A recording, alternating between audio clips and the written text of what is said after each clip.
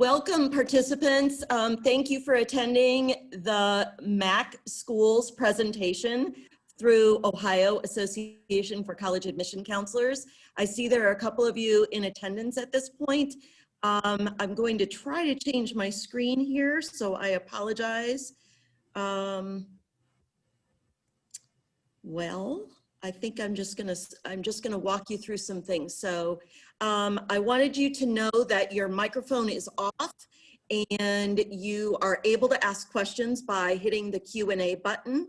The presentation is always, it is recorded, and so it will be available in the next few days at www.oacac.org.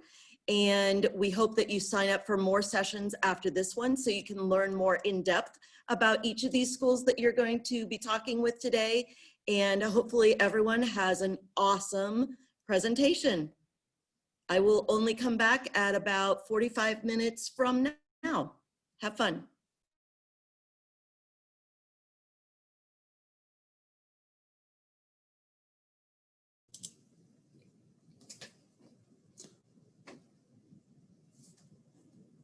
There we go. Awesome.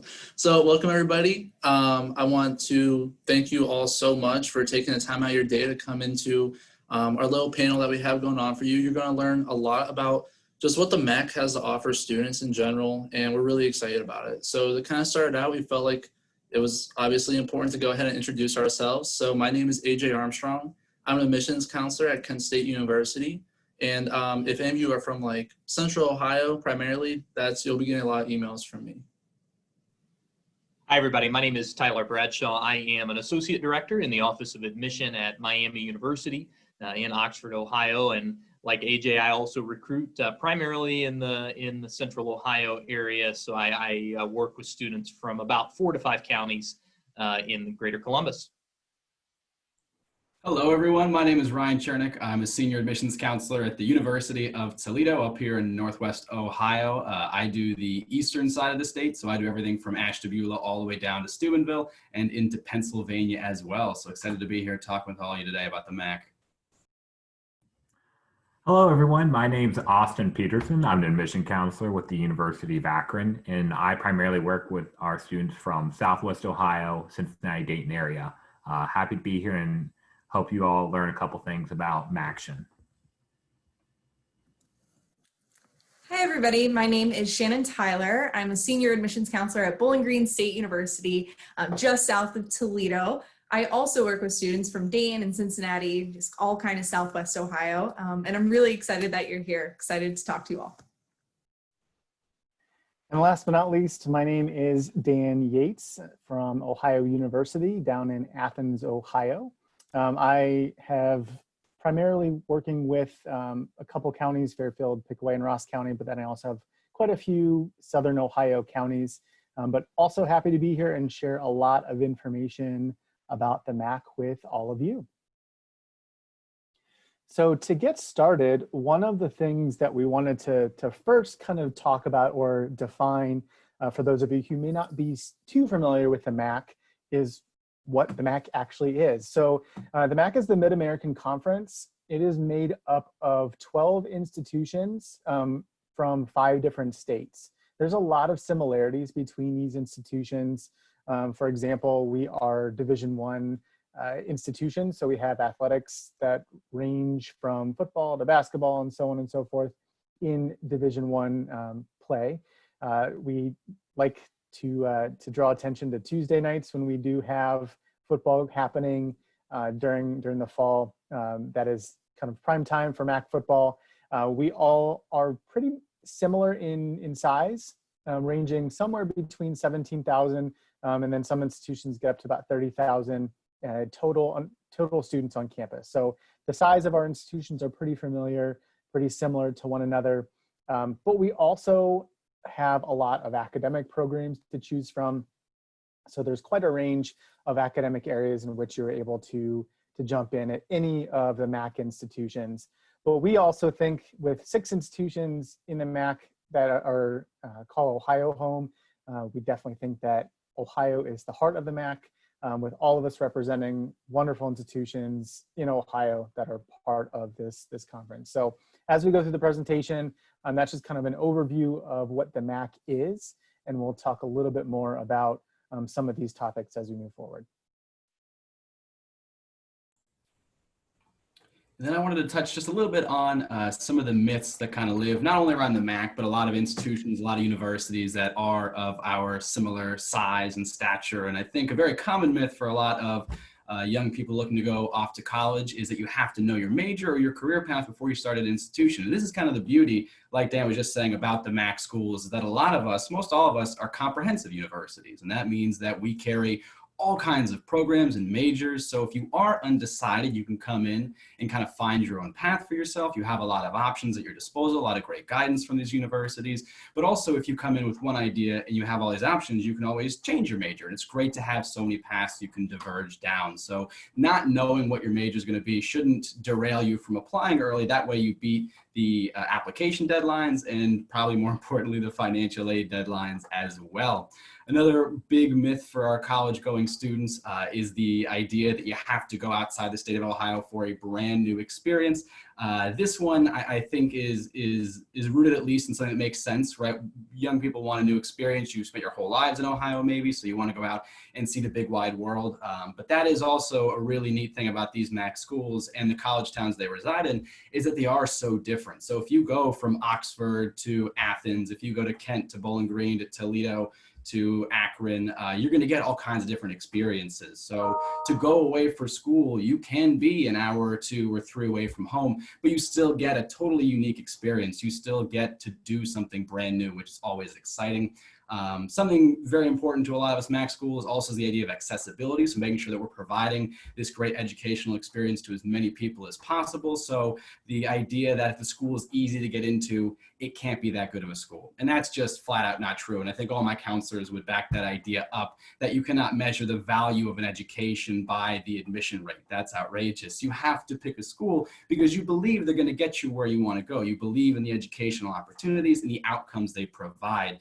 And then finally, and there are a lot more of these myths, don't worry, but finally today, we have the old, well, my friend told me this about the school, or, you know, my dad went there in the 80s and he told me they used to do this. And while plenty of people's stories are valid and maybe they're true, don't take all the facts in your college search just from hearsay. Get it from the source. Come to us. All the admissions folks on this chat today and at all of our universities and colleges are here to help you make the college search a little bit easier. So don't live on the things you hear in the streets. That's good life advice in general, but especially in your college search, make sure you do a little more digging and come to us with your questions, because we want to make this, again, an easy process for you to explore the MAC and see all that we have to offer. I'm going to kick it over to my friend Tyler from Miami to talk a little more about that college search process and what it might look like. Thank you, Ryan. So one of the things we thought might be helpful is even stepping back beyond the MAC and looking at the college search in general and helping students who are just getting an idea for where should I be looking and how do I narrow it down to particular schools that might be a good fit for you. So over the next 2 slides or so, 6 kind of primary things that we tell students that they ought to be paying attention to when they're searching for a college. And the first of those is really the type of institution that you want to attend. And there's 2 kind of big categories underneath that. You have public institutions and you have private institutions. And if you're not familiar with the differences between those, a public institution is going to be an institution that is funded in some way or in some percentage by the state government, and particularly for those of us on the call, the state of Ohio. The benefit to that is because your families have paid taxes in the state of Ohio and things like that, there is often an affordability measure that comes into that. Any public school is going to have an in-state and out-of-state cost. And fortunately for you all in Ohio, that out-of-state or that in-state cost is significantly lower. Now, private institutions, obviously by the name, privately funded, and usually there is maybe some type of religious affiliation to the school, not in every single circumstance, but many of them were founded as a result of that. And usually there's standardized tuition. So at a private institution, you're not going to see that in-state, out-of-state divide in most scenarios. Now, again, you don't have to have the type of institution narrowed down, and I'm not saying that you have to choose one of these 2 routes. Just wanted you to think of that. And even beyond public and private institutions, you can break it down even more to community colleges or two-year institutions. You can look at technical institutions, things of that nature. Now, after you understand the type, then these 5 factors are the things that I like to talk to students about when they are searching for a college. And we'll start out in talking about size. And I know I was a first-generation college student who went to a very big high school. I went to Fairfield High School in the greater Cincinnati area, about 700 in my graduating class. So I didn't have a good concept of what size meant when you go to college. And when we're talking smaller institution, that's probably anywhere from 1,000 students to maybe 5,000. Then you have medium-sized schools, which I would say most MAC schools probably fit within that 5,000 to maybe 25,000 student range. And then you have the large schools that are 25,000 plus, maybe up to 50,000.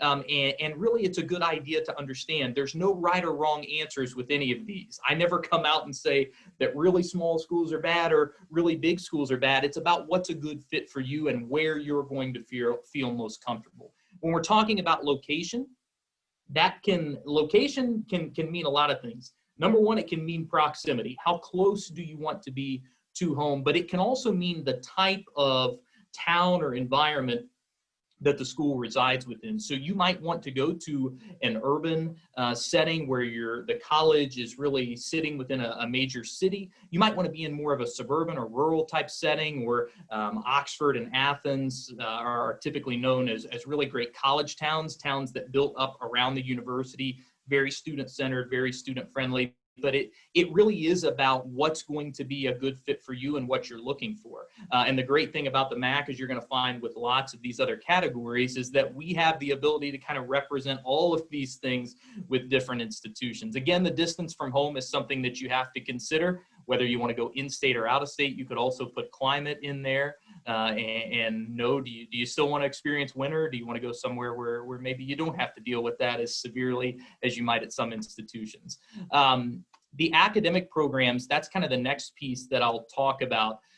Ryan had mentioned that you don't have to know your major coming into college as a myth, and that is exactly right. You don't have to have this all figured out as a 17, 18-year-old high school student, but you can start to look at the type of instruction that school offers. Are they a school that is more of a liberal arts institution where, yes, you're going to be majoring in something, but you're also going to have this really strong foundation in the humanities and the sciences, culture, foreign languages, or do you want more of that technical kind of streamlined or pipeline type of education where you're only studying that one particular subject?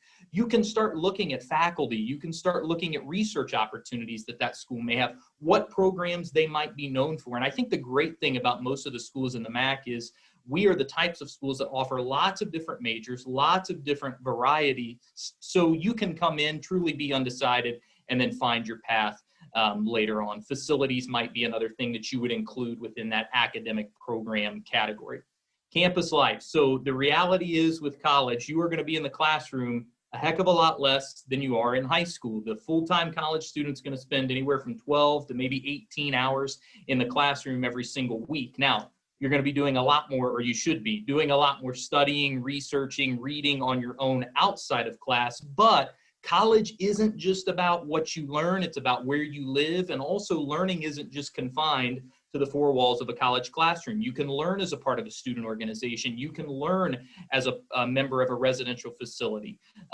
You can learn as a member of a fraternity or sorority. So those are things that you also have to pay attention to. It's not just about the classroom. It's about the campus environment, the opportunities that you have. And one of the things I hear a lot of our alums saying is, when I went out on my first job interview, I got asked about my major, I got asked about my classroom experience, but they spent just as much time asking me about the activities I was involved in outside the classroom and the volunteer experiences. So you really have to pay attention to the campus life elements as well. Again, there's other facilities on campuses like health and recreation facilities, support services. Do the schools you're going to have free academic tutoring, free counseling, and mental health support? Those are all things that you might want to consider when you're thinking about campus life.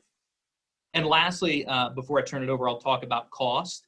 When you're looking at schools, cost has to be a consideration, and I understand that. But the thing that I would caution you as a college admission professional, I was a first-generation college student, and I remember when my parents took me out on campus visits, we would see the sticker price of a college, and then my parents would have like multiple heart attacks in the back of the room because they didn't know how they were going to afford that. Never let the sticker price of an institution scare you away from applying, because you never know what that institution might be able to do in terms of merit-based aid, which is based on your academic credentials or things that you've earned. And then there's need-based aid, which might be based on your family's financial situation. So look for those scholarship opportunities, but especially at this point in the application process, don't just write a school off because of the price. That's a consideration you have to pay attention to. But again, let the school kind of work their magic and see if there are scholarship opportunities available that can drive that cost down. It doesn't work in every situation, but we would like to think it happens more frequently than not. So we've talked about the big factors that you ought to be considering in your college search. Now, I'm going to turn things over to Shannon. She's going to help us understand how those factors are reflected and what those things mean within schools that are members of the MAC. Thanks, Tyler. So one thing that we've really talked about is that mid-sized school. And what I think all of us love about that, when you have a school that's 20, 30-ish thousand students, is it's big enough that you walk across campus, you see someone you know, you see someone you don't. So you can tailor it to what you want. But with mid-size, that means that you get some big school opportunities, like a large alumni network. When I look at the MAC, we have about 2 million living alumni all over the world. So you're in a really excellent family. But then also big research opportunities where you can do internships, co-ops, work on research projects with your professor, do field experiences, right? So all of that comes with the resources of a large public institution. And then things like student life. Tyler hit a lot on that too. How are you involved outside of the classroom? Because you want to come, yes, you want to get a great GPA, you want to graduate, but how else were you a leader on campus? Did you start a club or an organization? Were you treasurer of student government? Did you do a large research project that you presented at a national conference? All of our mid-sized institutions and schools in the MAC can get you that experience to help you stand out. Academic opportunities, we've already mentioned a couple of times that you don't have to decide what you want to major in right away. That's a total fallacy that you have to pick something and stay with it. But then with all of our MAC schools, you have hundreds of options to choose from when you look at majoring, minoring, double majoring, certificates. So you can get a lot of experience and have a very diverse academic life as well. And then athletics. That's one thing that kind of ties us all in together, is we're in the same athletic conference. And I know for a lot of our schools, it's free to get into your home events. So like at Bowling Green, if you want to go to the hockey game or the football game, men, women's basketball, all of that is free to go to. So you have a lot of really good school spirit when you're at that mid-sized institution, but you still get a lot of perks of a small college campus. And I think AJ can help us with that. Yes. So what's really amazing about those opportunities that Shannon was kind of talking about was, yes, we do have the opportunity to go out, be a part of a larger alumni network, to be able to start your own club and organization, to be able to say that you were on a larger campus than what my undergrad was, which is like a square mile. I'm not even kidding you. So being a part of that, though, not everybody always wants to only have a big school experience, but they also want to be able to be connected to their faculty members, to their peers. So that's what you're able to actually get at a MAC school. So we average a class size of about the mid-20s. So basically what that means is that your professor will know who you are.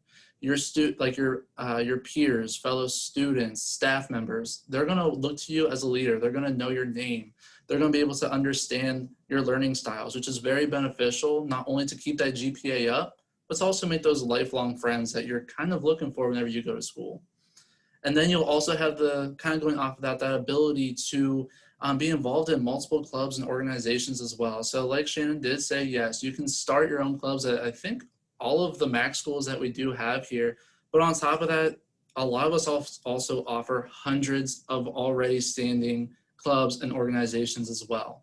So whether that's going to be Greek life, academic clubs and organizations, just political, professional, personal, whatever it may be, whatever you're looking for, you'll still be able to find that here, but you're going to be with your close friends. It's never going to be a club that's overly large where you feel like you're going to be lost. And then even if you want to, you could start that club that is only a few of your friends and you just want to stay that way, and that's totally okay.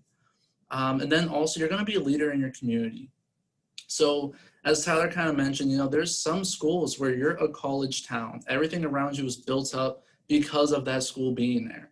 And what's nice about that is the community gives back to you, but also you can give back to them through volunteering, through being able to be a place that maybe you run a daycare if you're in the education field and you're helping out those students, or maybe you're just volunteering together and just coming together as one major community, and it's absolutely amazing.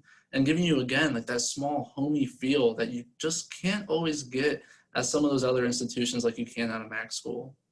And then lastly, you're never going to be a number here. Like I said before, those faculty members will know your name, but on top of that, you're going to be able to leave a legacy later on as well. You know, you're going to be maybe a junior talking to a first year student that says, you know, I really remember that junior that sat in class next to me and they really helped me out. They really taught me like what writing in college is like or how to study. Maybe you had a mentor, maybe it was just a tutor, whatever it may have been. If you're able to make an impact on somebody's life, that's the most important thing. And I think at the end of the day, that's everything that you'll get out of MAC school. The ability to keep it small, home-like, to make an impact, but to also still have those larger opportunities, like Shannon was saying, whether it's research, whether it is maybe even traveling abroad. So all of those are opportunities at MAC school, keeping it small, but also keeping it large. And then next, we're going to kind of turn it over to Austin.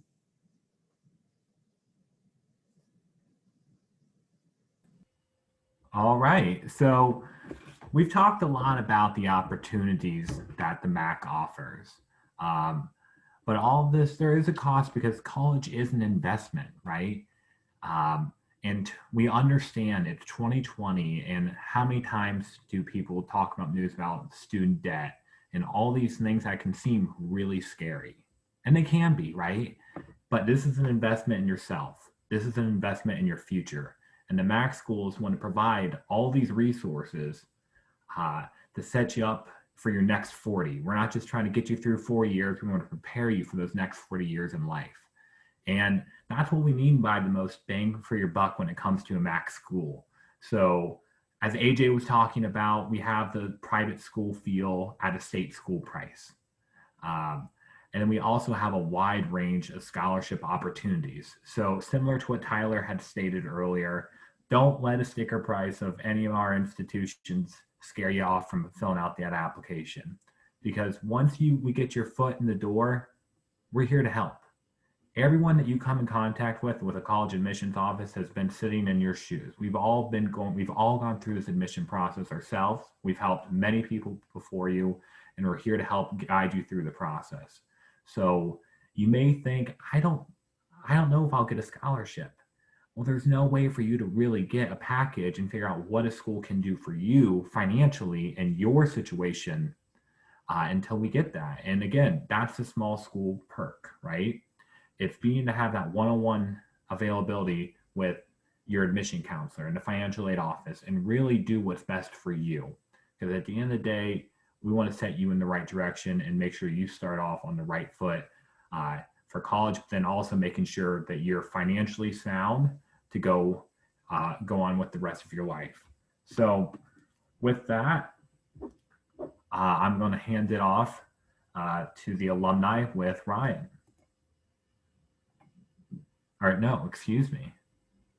It's going to be Dan. Yeah, thanks, Austin.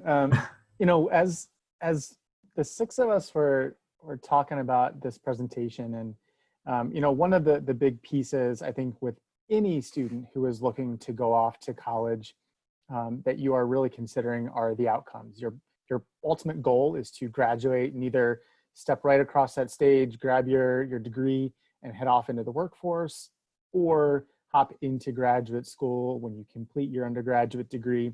So as we started thinking about outcomes and started talking about some of that, alumni and notable alumni started to pop into the conversation.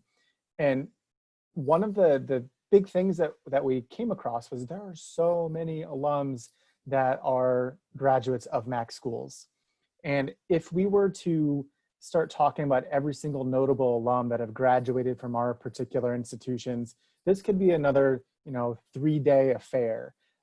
Because at a MAC school, and as we've talked about, you are creating your legacy, you are studying a number of different programs, you're going into so many different fields, and you are really, creating your own pathway. But from MAC schools, we have Emmy Award winners and professional athletes and politicians and actors and, award winners and entrepreneurs and journalists, people that have started their own businesses. So really every pathway that you can think of is available at a MAC school.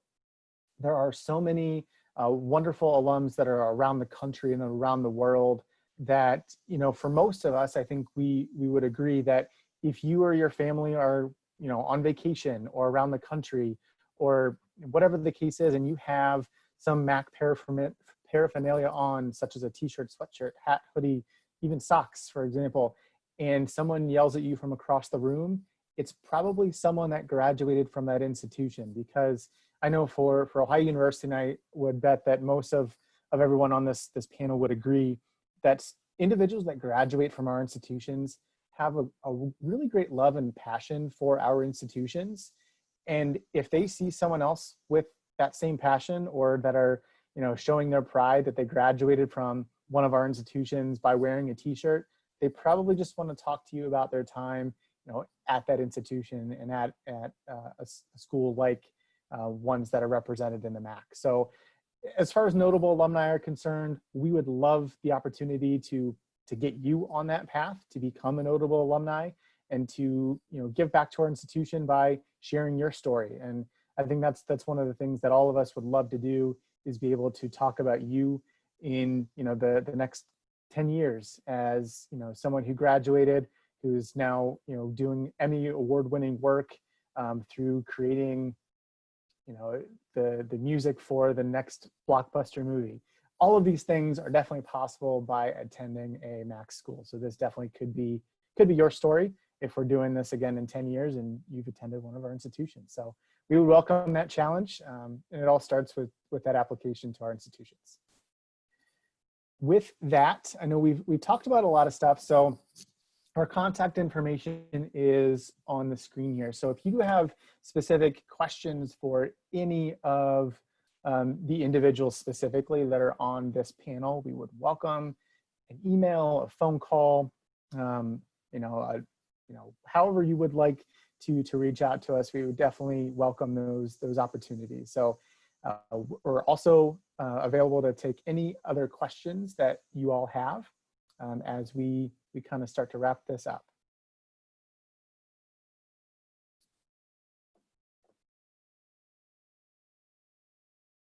Any questions from anybody that we can answer? I know one of the questions we had posed, Dan, that I'll throw out there. We had somebody on the call who says that his daughter's worried that there might be groupthink that goes on at MAC schools.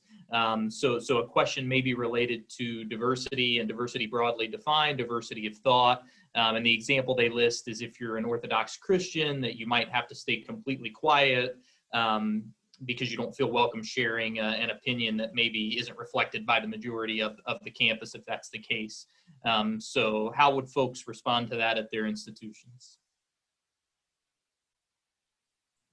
I think I'd be willing to say this in a broad sense, but certainly in the case of the University of Toledo, that we do welcome students from all over. So it's not just diversity in the traditional sense of the word that we think. It's diversity in that no matter your background, you can find people here. So, we have all kinds of religious organizations on campus. I used to work at a private Christian school in the state of Ohio, a private Christian college in Ohio.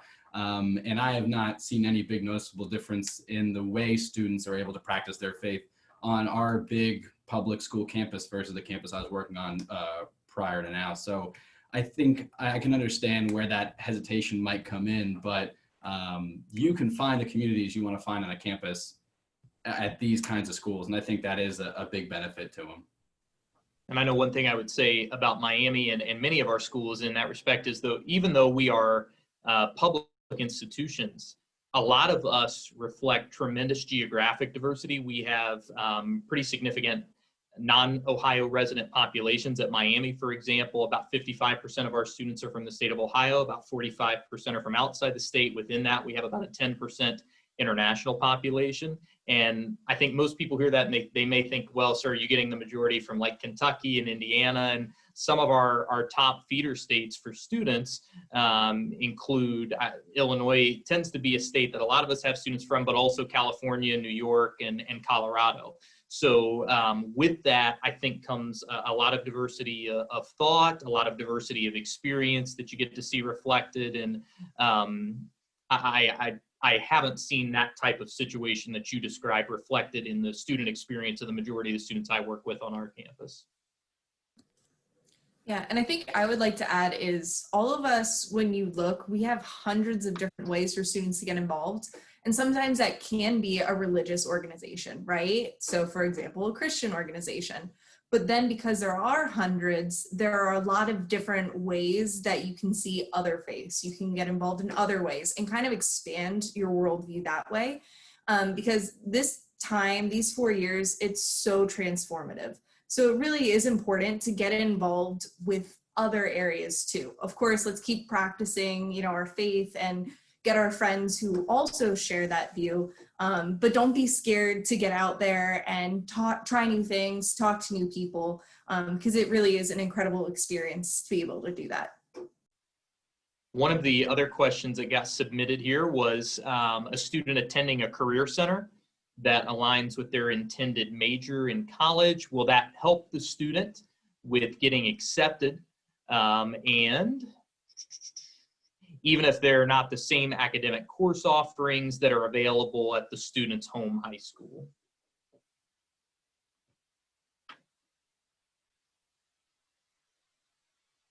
So how would folks answer that question for if you're attending a career center in high school, how does that impact the student's application process or their likelihood for admission? So I guess it depends a little bit on what program you're going for at the career center you're attending, because they're just all so different. I guess, wholly speaking, at least for the University of Toledo, we usually just review applications based on kind of the set Ohio graduation curriculum. So as long as you graduate or meet the graduation requirements for the state of Ohio, we look at that in your transcripts, we look at your GPA, and then if you'd like to apply with a test score, you can do that as well. So if you have the ACT or SAT, you can do that. If this were like for the engineering program, there are some specific classes you'd have to take. So if you didn't get to take pre-calc, that could pose a challenge, but there are some other paths as well into the program beyond that. Yeah, and I mean, for like Kent State, kind of like the same thing here, and I think a lot of MAC schools have kind of definitely gone to this route, is that just that holistic approach. While looking at that transcript, we're not just looking at if you had an A or a B or maybe even a C. Like, we're looking at those grade trends. So we're going to be actually looking at every single transcript that we receive and making sure, is it a positive grade trend? Were they trying? Maybe they struggled one year. What does that essay say? Like, what was causing that to happen? So it's not always the curriculum itself in high school. But then, like in this instance, if it's going to like a specific major, yes, we will look at it, especially if it's even like CCP or anything like that. I know a lot of our MAC schools, we're going to accept those. So we will look at every single person individually and see how it applies, and we'll get you with an advisor. And going off of that holistic review, and it looks like in this particular case, it's nursing, for that holistic review piece, we are reviewing a lot of information that you're supplying on your application. And I think, indicating that you're attending a career center for nursing, which is your intended pathway to take at our institutions, might be beneficial because it kind of shows that is something that you're exploring and you're kind of set in your decision, and you're getting some experience to be successful at our institution. So I don't think it would hurt in any way, shape, or form from any of our institutions by attending a career center, as long as you're meeting the graduation criteria for graduation. Yeah, and I think the last piece I would just add to that is that a lot of us evaluate within the context of a specific high school, right? So if you're at a career center, sometimes there are lots of AP courses offered, and then other times there might not be as many because they're offered back at the home institution that you reside within. we take all of that into consideration. So oftentimes we're not making decisions without the context of what's offered in your school, and we always try to do what's in the best interest of the student in those scenarios. We got another question about what kind of engineering programs we offer. Do folks just wonder how many schools, I think everybody, how many schools offer engineering at their schools? Okay, everybody does. Yeah. And I would likely say it's probably a wide variety. I think many of us probably have 10 to 15 different engineering majors. But that is probably, again, just another benefit of MAC schools is that many of us have those programs that traditionally you think might only exist at huge or very big institutions. Anybody else want to comment on that? I was just going to comment, at least from University of Akron. For us, for engineering, that typically is looked at as our bread and butter here at UA. So for us, we have the 5th oldest co-op program in the country. And we actually invented polymer engineering as a major. And we have a couple specialties like aerospace system, corrosion, as well as your mechanical, civil, electrical. But similar to Tyler said, again, benefit, big state school perks is we have a wide range of majors at all of our institutions, including engineering.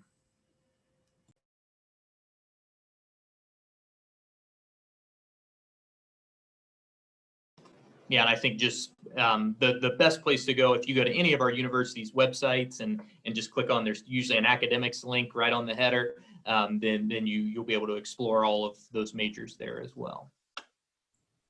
Since we have a little bit of time, can I pose an open question to my fellow MAC counselors, if everyone's game? Because I feel like, so, in Toledo, there's all kinds of things to do, but I want to put us, everybody, what is your favorite thing to do in your college or university town? Because for me, it's in Toledo, it's going to Walleye Games, which is the minor league hockey team up here. Tickets are so cheap, food's cheap. It's just very fun to be downtown in non-COVID times when they have games. But that's like my favorite thing to do. And kids don't know about it. Students don't know about it because who looks up the minor league hockey team in the city? So what's everyone else's like favorite part of their town? Yeah. So I live in Bowling Green, even though it is a college town. Like I moved here a few years ago. I'm a townie now. Absolutely love it. And because it is a college town, like 32,000 people, it is a tight-knit community. So I'm able to walk downtown from my apartment in about 20 minutes and have some of the best coffee ever at this place called Grounds for Thought. That's an old bookstore and record store. And it just has like a really cool, nice college town feel that I absolutely love. So that's my favorite part, is our historic downtown area and all the great little local coffee shops and some really good frozen yogurt too. So when you visit, let me know and I'll show you how to get there. Yeah, so I'm kind of the same way here. I mean, I love the downtown aspect of like Ken. Just because like there's something for everyone. We have those hiking trails, the biking trails. We even have like our own kayak drop-off point. So like I'm a big outdoors kind of person. So you'll catch me on all those different trails or just in the river.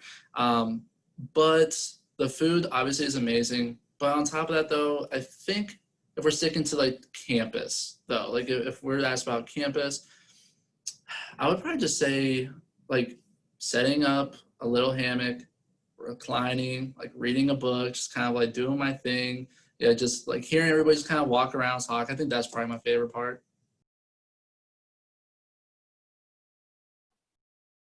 I think there might be some competition for best cup of coffee and best food that is available in our at our colleges in our towns. I live about 40 minutes north of Athens, as my wife was teaching in Columbus, so we were kind of splitting the difference. And I can tell you, I miss Athens tremendously. There's so much to do. As alluded to earlier, athletic events, students get into at no additional cost. Clubs and organizations are plentiful on campus. The Arts for Ohio initiative at our institution, students get into student-led productions at no additional cost as well. So there's so much art and culture that is happening in Athens. But I think if we're kind of broadening it out a little bit and just in the area, like AJ just said, there's so much to do outdoors in Athens and at Ohio University. in southeastern Ohio, there's Hocking Hills Recreation Region. If you are visiting Athens, I would highly encourage you to try to make a weekend of it and stop in Hocking Hills and hike the trails and do all that type of stuff. So there's a lot to do in even, you know, small rural southeastern Ohio and Athens. Oh, this is, you really put me on the spot, Ryan. That's why I'm going towards the end here. I need a moment to compose myself because there's so much I love to really do, being that I was born in Akron, I live in Akron. So being the 5th largest city in the state means there's going to be a little bit of everything here, but I'd have to go with going, you know, campus backs into downtown, not in downtown. So I love walking down the hill from campus and going to, for me, it's minor league baseball games. The Akron Rubber Ducks, again, rubber, we're crazy about it here. So right off LeBron James Parkway, you have Canal Park. So great for our students. The whole community goes out to it. Again, similar to minor league hockey, cheap food, and it's really just about the fans. I really couldn't tell you what goes on during the game. There's just going to be lights over here, some free giveaway over here, and I'm just kind of bopping around. I'll bring my dog. So it's a lot of fun. But yeah, rubber duck games if you're in Akron.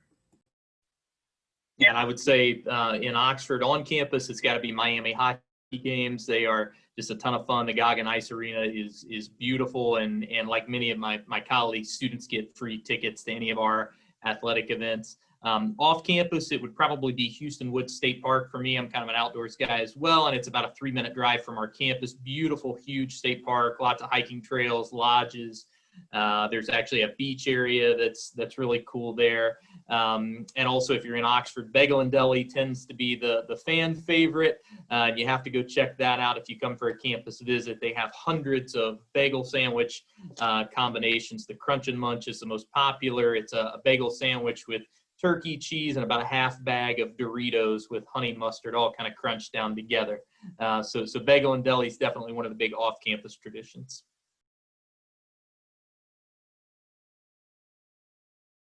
Now I'm just really hungry, Tyler. So I appreciate that.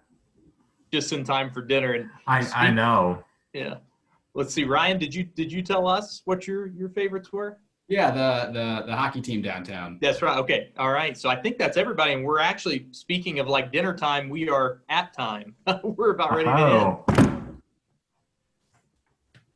This is a good transition. I know. That was great. It's the MAC chemistry here. There we go. That's lights, camera, action in action. There we go. For sure. Well, before we conclude, our contact information is there on the screen. So feel free to reach out to any of us if we can do anything to help and aid you in your college search. I think all of us would venture to say that we ultimately don't care where you go. We just care that you go and that you go to the school that is right for you. And we hope that's a school within the MAC. And if we can do anything to assist or make that happen, please reach out and let us know. But thanks again for your time today.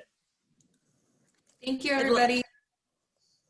Thank you so much, AJ, Tyler, Shannon, Austin, Ryan, Dan. You guys were so much fun to listen to. I feel like I learned about every school, and OACAC is very fortunate to have you all in the MAC and representing today. So students, just a reminder, this session was recorded, so you can go to that website that you see at the bottom of your screen that the guys have and the ladies have left for you. It is www.oacac.org, and we invite you to attend more of these presentations so that you can learn as much as or as little, hopefully more, that you want to know about any schools in Ohio or beyond. So hope you liked MACtion, and thank you for participating. Good night, everyone.